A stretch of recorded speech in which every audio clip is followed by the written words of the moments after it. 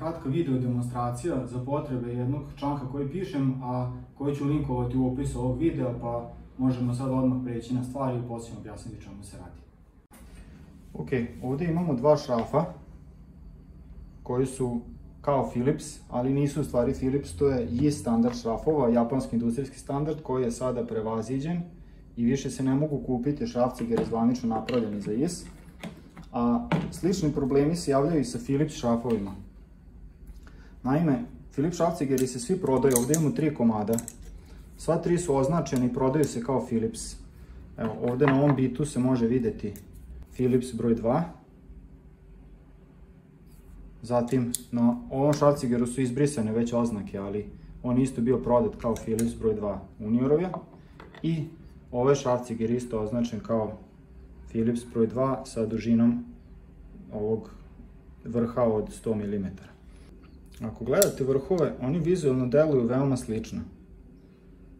Ne mogu se golim okom primetiti razlike, s tim što je ovaj ovdje ima vrh koji je malo obrušen, ja sam ga skratio, ne bih li sebi rešio problem. Ali nije skroz pomoglo, samo malo. Sad ćemo vidjeti o čemu se radi.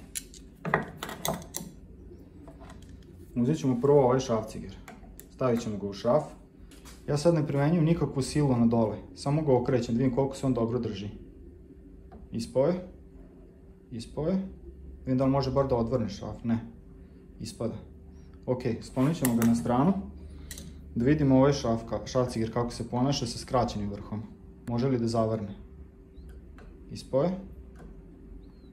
Ispao je. Da vidim da probam bar da li može da odvrne. Ne, ispada. Ispada. Ok, da vidimo sad ovaj treći. Da li može da zavrne? Može, ne ispada. Da li može da odvrne? Može. Ovaj šrafciger ne ispada. U čemu je razlika i kako prepoznati dobar Philips šrafciger? O tome sam pisao u članku koji ću linkovati u opisu ovog videa, koga zanima da pročita i možda da riješi sebi problem. A sad ću pokazati još jednu stvar koja je manje, da kažem, zbunjujuća, samo treba obratiti pažnju. Evo, ovdje imamo dva pozidriv šrafa i oni se mogu prepoznati po ovim crticama koje imaju ucrtane između tih krsteva. Kada to vidite, morate uzeti šrafciger koji je za pozidriv. To je, na primjer, ovaj. Piše PZ, dvojka dimenzija i 100 mm je dužina ovog šrafcigera. A ovdje imamo bit za pozidriv. Piše PZ 2. Ok. I ljudi se često pogreše zato što uzmu recimo Philips šrafciger, stave ga u pozidriv šraf i on deluje kao da drži. I može se to zavrnuti. Ali kad dođe do neke jače sile, ako se uvrće pogotovo drvo, to će da isklizne i da ošteti i sam šraf, a možda i vrh šrafcigera, i onda ćete imati problem, pogotovo ako pokušate odvrnuti šraf koji je zategnut jako.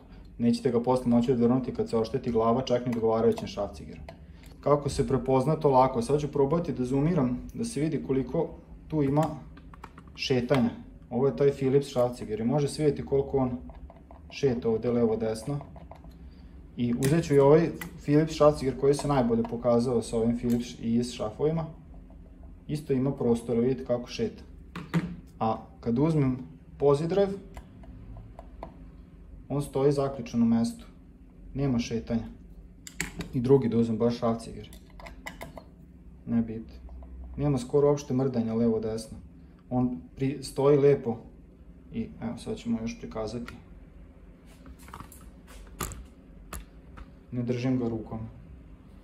Tako da na to treba obratiti pažnju kad se radi sa pozidrivom, a ovu misteriju koji Philips nije pravi Philips i šta tu radi posao, to sam pokušao objasniti u članku koji možete pročitati ako vas zanima.